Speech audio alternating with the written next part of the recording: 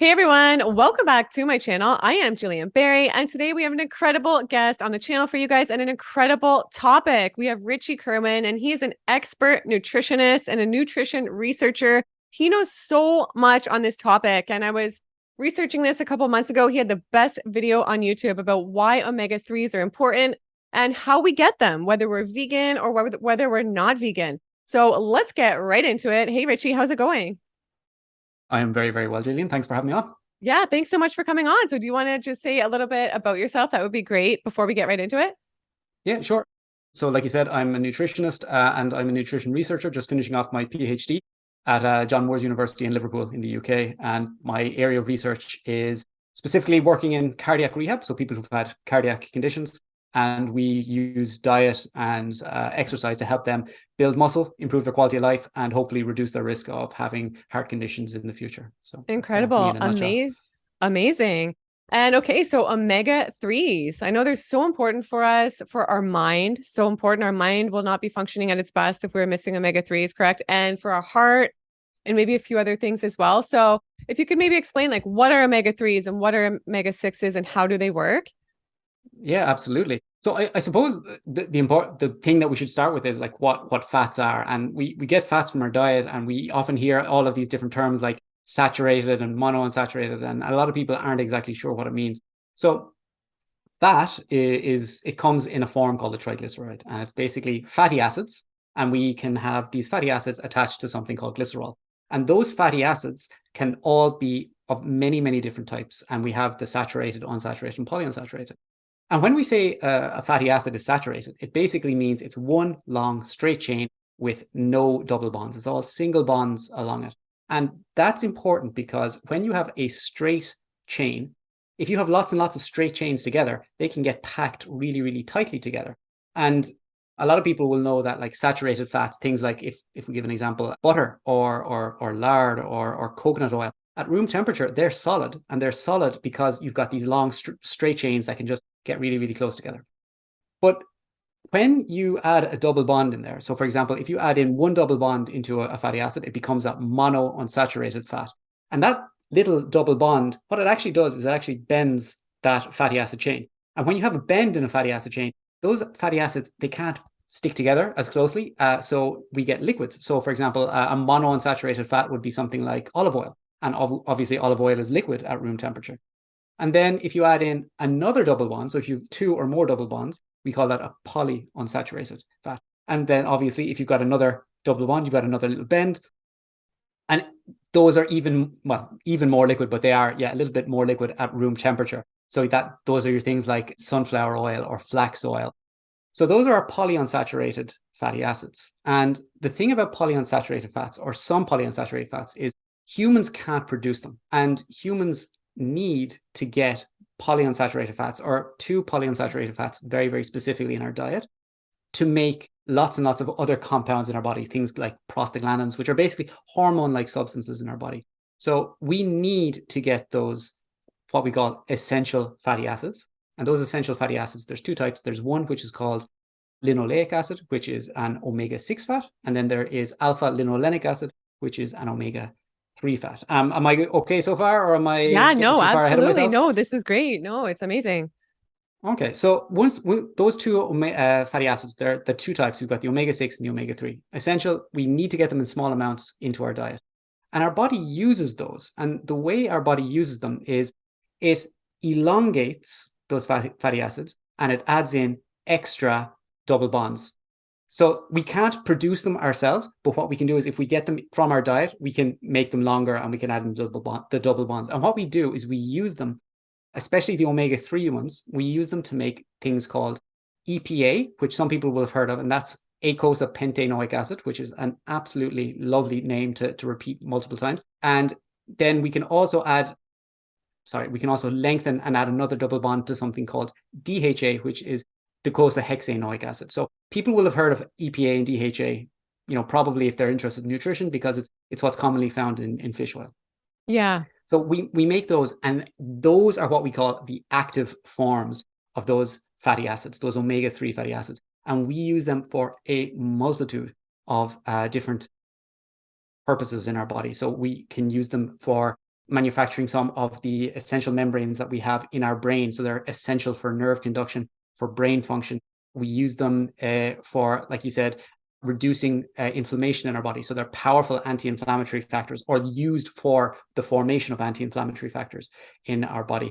We use them for helping to control our triglyceride levels. Children use them when they're growing within the womb to develop their brain, because one of the richest sources of DHA in our body is within the brain itself. So they have a huge amount of important functions. So obviously what I've said here is that, you know, our body can turn these essential fatty acids into, so these plant-based essential fatty acids, essentially, so the linoleic acid and the alpha-linolenic acid, we can convert those into EPA and DHA. The problem is our bodies are not very efficient at doing it. So there's a lot of studies out there that have looked at, you know, giving people large amounts of something like flax oil. And flax oil, you know, people will know it's a great source of omega-3. It's a great source of alpha-linolenic acid. And you can give that to somebody and it will increase their levels of EPA, but it will only do it in a very, very small amount. And it has virtually no effect on changing DHA, because our bodies are not very, very efficient at that. And one of the reasons we think this is because they think that humans, at some point in our evolution, we got to, you know, eating meat or eating fish more regularly, and we were using that quite frequently for brain development. And it was less essential for us to be able to produce it exclusively from plants. So that means that for many humans, it can be beneficial to get EPA and DHA pre-formed in our diet. So instead of trying to take in those plant-based sources, which are essential in their own right as well, but if we want to get the added benefits of EPA and DHA, we may need to take them in directly from our diet. And traditionally, the way we do that is with fish oil or fish itself. But not everybody wants to eat fish. I know I certainly don't enjoy it all that often myself. And some people can't or won't eat fish because of, you know, whatever beliefs they have. And there are alternatives out there, and those would be algal oils.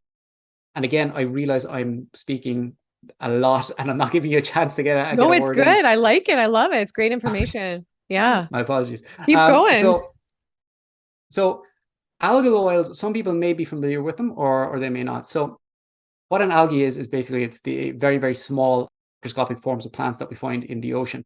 And a lot of people, when they think of EPA and DHA, like I said, they think of fish oil, but they don't think, where does that fish oil come from? Or where does that EPA and DHA come from? And they actually come from algae. They come from those little plants that are floating around in the ocean or in, you know, rivers and ponds. And those algae are able to synthesize EPA and DHA within their cells. And what happens is fish eat those algae, and those fish get eaten by other fish, and you get bioaccumulation. So you get more of that, those essential fatty acids building up in those fish. So that's why oily fish, things like salmon, mackerel, which are predatory fish, they eat other little fish that eat the algae, and they have high levels of EPA and DHA in their tissues. So, you know, you can think of it like, if you want to get EPA and DHA in your diet, you can eat fish or fish oils, or you can go directly to the source and get the algal omega-3 supplements, which are now starting to become more common on the market. They're still a relative novelty. Like some people may not have heard of them before. And they are, for some people, a little bit expensive. That's definitely the case, unfortunately. But, you know, as with anything in nutrition and health, when it's first introduced, it's always quite expensive, and the price does eventually get a little bit lower, a little bit more reasonable over time. So that's kind of that's something that I encourage a lot of people to take. So I have very, very few supplements. So I work with clients as well, and obviously I work in clinical nutrition. But there are very few supplements that I recommend to people. But one of the few that I recommend regularly will be an omega-3 supplement. And I do that because I see in many people's diets, they're lacking either plant-based omega-3s. They've got a poor diet. They're not getting a lot of, you know, those good plant sources of omega-6s or omega-3s. And they need to get them somehow. And oftentimes, if people aren't willing to eat fish, which a lot of people aren't, a supplement is a good option. And that's one of the few supplements that I would recommend regularly, just because I think it's not so common in the diet anymore, and it can have a multitude of health benefits. Yeah, I was going to ask you. So, what about somebody who's not vegan and they're eating maybe more the standard American diet, but they don't like fish? They're not eating fish. So, are they becoming like depleted in that? And maybe they should really look into getting this, right? Because how else can they get those omega-3s and stuff without eating the fish then? Yeah, they can't. So, for example, you'll often hear in some communities online, something that's become quite popular as a quote unquote health food, and especially in the United States, is something called grass-fed beef. And people will talk about grass-fed beef and that it's better than regular beef, which I agree with. It's fantastic that cows can actually be outside on the grass eating grass instead of being in a factory eating grains and whatever. But what happens is people will say that, oh, grass-fed beef is higher in omega-3s than standard beef. So if you want to get your omega-3s, you can just eat grass-fed beef. The problem is standard beef has virtually no usable omega-3 in it. It has omega-3s. It has them in absolutely tiny amounts. So if you double tiny amounts, you've still got tiny amounts. So people will say, oh, I can get my omega-3s from grass-fed beef. You can't, unless you're eating an absolutely silly quantity of beef, which isn't recommended for a number of reasons. So people aren't getting it from their diet. Another thing that you'll often hear about is something called the omega-3, omega-6 ratio. I was going to ask you about that. Yeah. Yeah. So with that, there's this concept that has developed that if you have too many omega-6s in your diet, it's bad for you because it interferes with conversion of the omega-3s. Technically, that is true. If you look at some what we call mechanistic studies, you can see that if you have too many omega-6s, it outcompetes enzymes for omega-3s and you don't get the conversion of the EPA and DHA that you'd like, technically. In reality, what we see is it's not that people, if people know how a ratio works, if you've got a small amount of one thing and you've got a large amount of another thing, the ratio is skewed. But the reason that the ratio is so skewed in, for example, the United States or any place with a Western style diet, the reason the ratio is so skewed is because omega-3s, our intake is so low, whereas omega-6s, our intake is very, very high. And all you need to do to improve that ratio is you don't need to really do anything with the omega-6s. It's just you need to increase these omega-3s a little bit. So what was previously thought of as being a problem was we're getting too many omega-6s in our diets. Like that's what people were, freaking out about. We're getting too many omega-6s. Those are having negative health effects. That doesn't seem to be the case. But the problem is people are just not getting enough omega-3s from their regular diets because there are very few good sources. There are some, like you can get some from soybean oil. Again, people don't want to be getting a lot of refined oils in their diet. Some people have an issue with that, and I can understand that. But even from whole food sources, we don't get a huge amount of omega-3s because if you think of the main sources of omega-3s, flax seeds. The average American is not eating flax seeds regularly.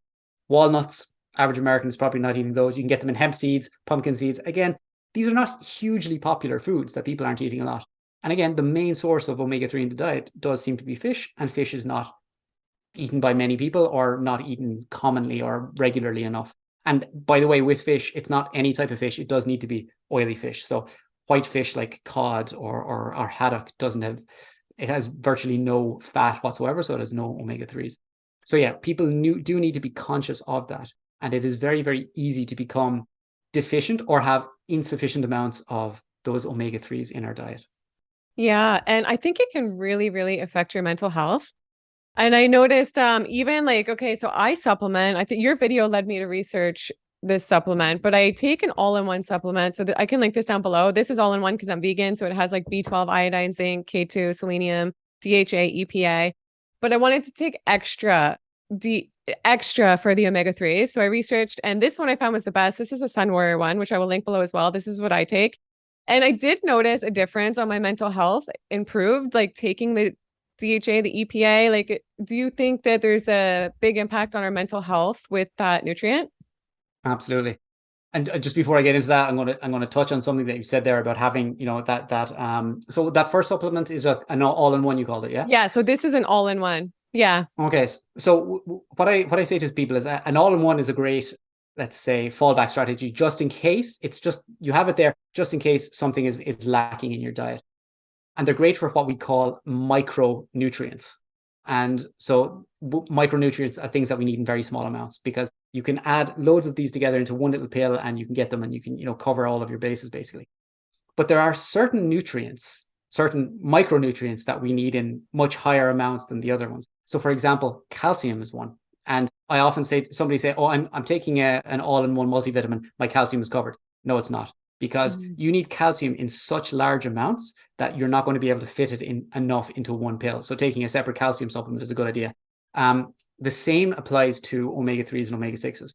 We often see that the benefits of omega-3s seem to be in quite high doses. So if we're talking about EPA and DHA, especially, you're looking at doses above 1 gram. So that's above 1,000 milligrams. Yeah. And you're not going to be able to fit that into a single pill. So taking a separate one like you're doing there with the algae oils is that's why I added really, like really the separate, and this one is derived from algae. Same with like, so the all-in-one I take because I'm vegan, right? So it has everything that could be like low. But yeah, this one, the Sun Warrior, they're great too. But that it's all algae derived, which is like, I mean, where the bulk of it comes from, right? But I'm wondering too, can people get these omegas from other sea vegetables like kelp noodles, like the nori sheets? Is it in that stuff as well? It is, but it is in absolutely tiny quantities. I think a good way of thinking about it is if you look at the back of then the nutrition label of something and you look at the amount of fat per 100 grams, for example, if the amount of fat is quite low, so for example, say the amount of fat is like below 10 grams per 100 grams, just as a, kind of a rule of thumb, you can assume that only a small fraction of that fat is going to be EPA or DHA.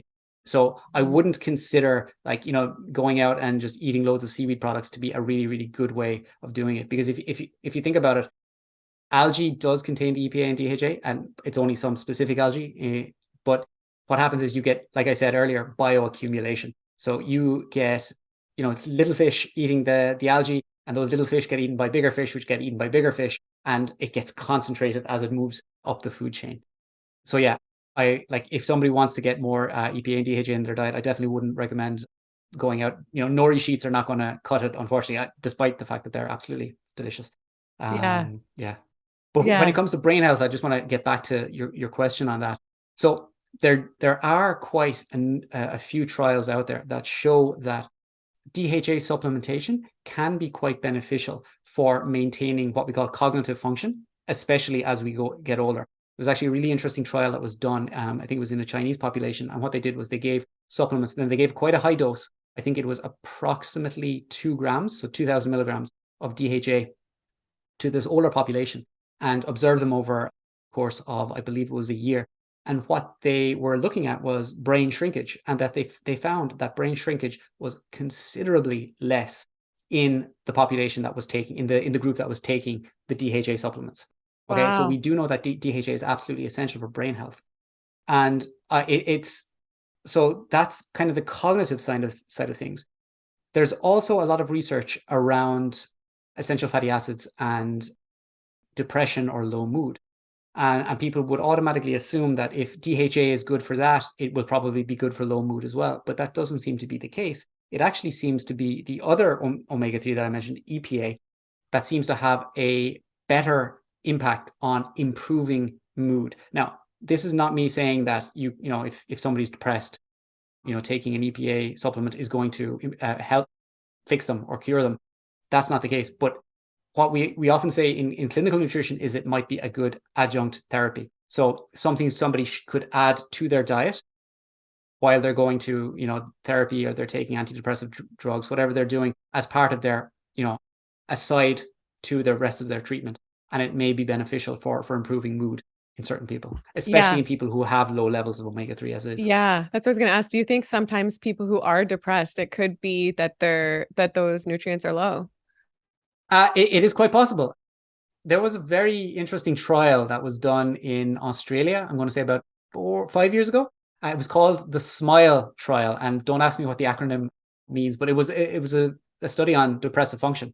And what they did was they got a group of people who were suffering from low mood and depression, and they put them on basically a Mediterranean style diet, and they observed changes. And what they saw was that people's mood did improve over time. But they also, and this is normal in a study, is you analyze their diet beforehand and you analyze their diet at the end.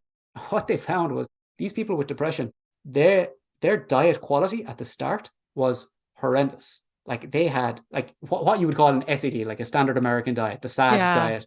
They Yeah. were eating a really, really poor quality diet, lots of highly processed foods. They weren't particularly taking care of themselves. But then suddenly when I like to say this a lot, almost anything, any dietary change is going to be better than a standard American diet. So basically they started eating a few more vegetables, a few more whole grains, beans. They had more, let's say, unrefined foods in their diets. They had some, meat, fish, things like that.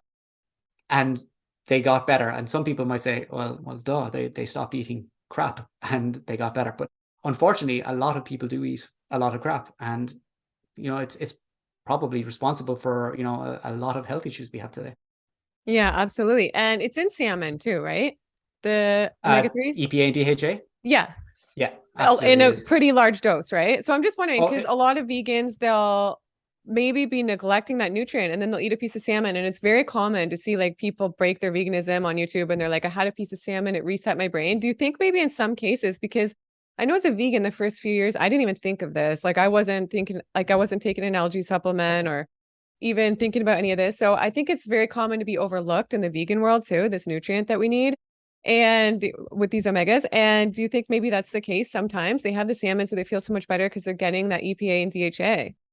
So again, I've heard of these videos of people like, deciding, and I've Yeah. never actually watched any myself.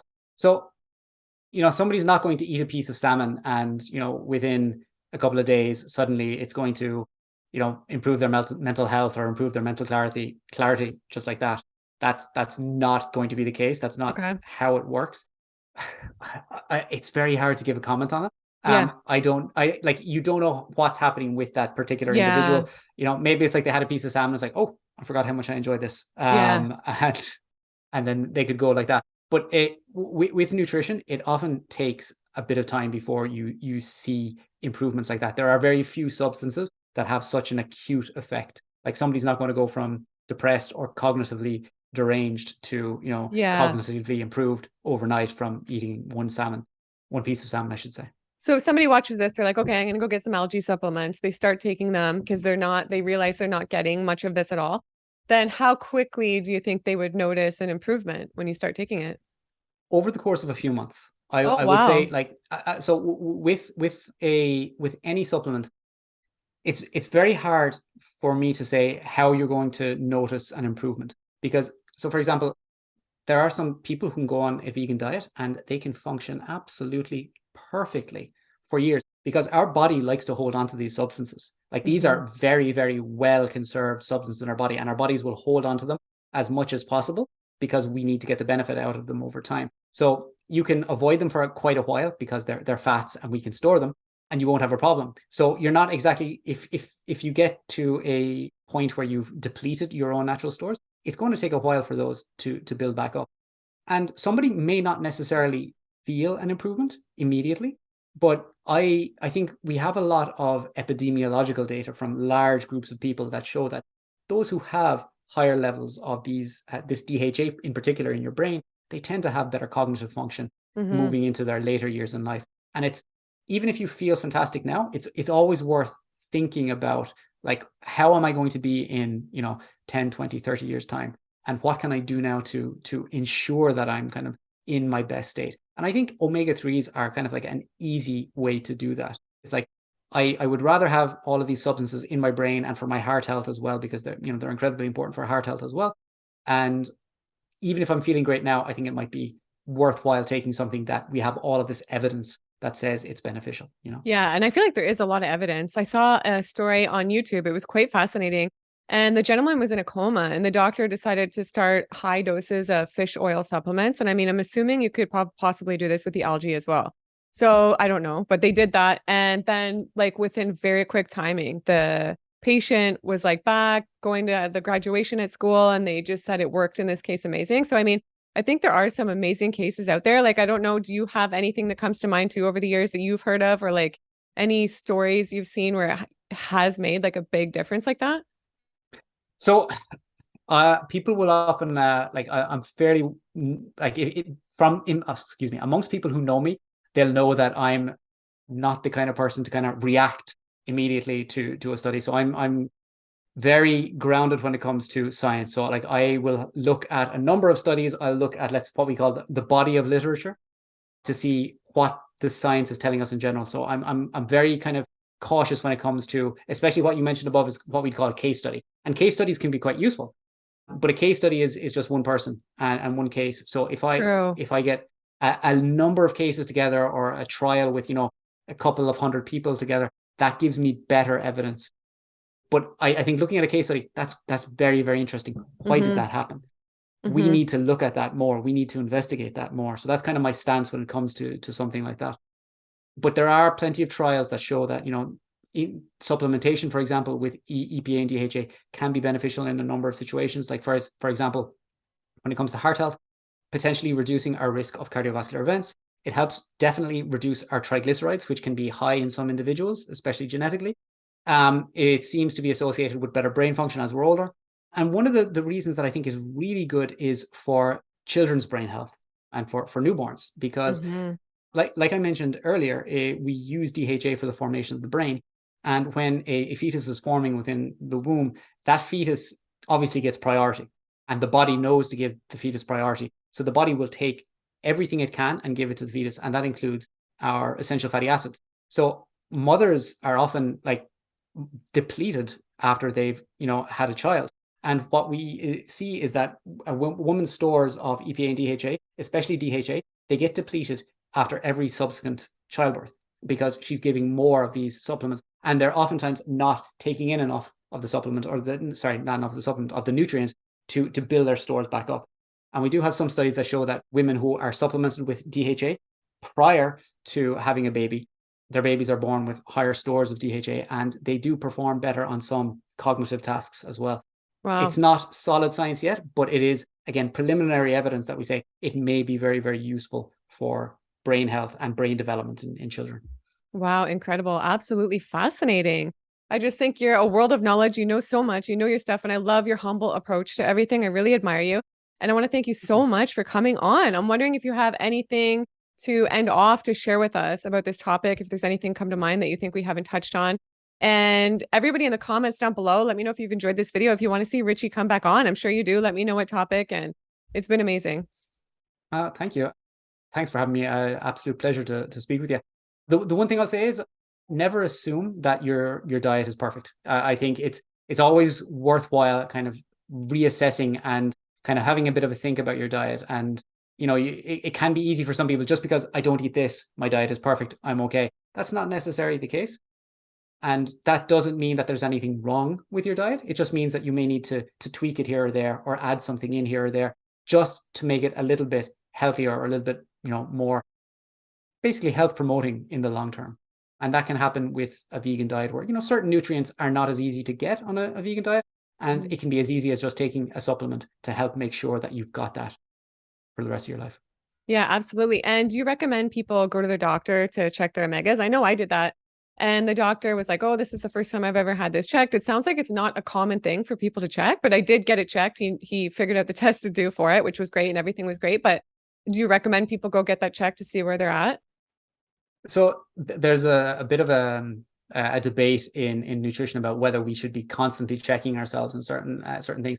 I would say for most people, no. One, because not everybody's going to be able to afford that. Not a lot of doctors are familiar with the results, so they'll get that back, and they won't have. And this is not saying anything bad about doctors at all, because doctors are fantastic at what they do, which is managing people with conditions and taking care of people. But doctors aren't nutritionists, and they're not there to kind of comment on aspects of nutrition like that at all. So a doctor might not be able to help with that. I think if you're taking an omega-3 supplement, it's cheap. It's a couple of cents every day, maybe. I don't know how much they cost in the US or Canada, but it's an easy way of taking care of it, and it is something that we know that we need as well. So I wouldn't go as far as to say everybody needs to check their omega levels. Okay. And I'm just wondering, I was thinking, do you know what the signs are of deficiency with DHA, EPA? So low mood can be one, can be poor skin condition. There can be issues with eye health as well. It is very, very difficult to say, because a lot of the symptoms that you have with EPA and DHA can be associated with a huge host of other conditions. But low mood can be one of them, but low mood can also be a symptom of a huge amount of other conditions as well. True. Okay. Amazing. Thanks, Richie. And where can everybody find you? Yeah, so I'm probably most active on Instagram. My Instagram handle is Be More Nutrition. That might be changing soon, but if you look for my name, Richie Kirwan, I should pop up. I'm on Twitter as well. I don't tweet all that often, unfortunately. And I do some videos on YouTube for a company called My Protein. And yeah, if you just put my name into YouTube, you'll find me there as well. Yeah, I will. That's but if where I anybody found you. wants it, if anybody has a question, like pop over to my Instagram. I'm always happy to speak with people. Okay, awesome. And I'll link everything down below. And thanks again Thank so you. much for coming on, sharing everything. I think you're awesome. What a great topic. And thanks for sharing all your knowledge. And to everybody watching, give this video a big thumbs up. Make sure you subscribe if you don't already. And I'll catch you guys in the next video. Bye.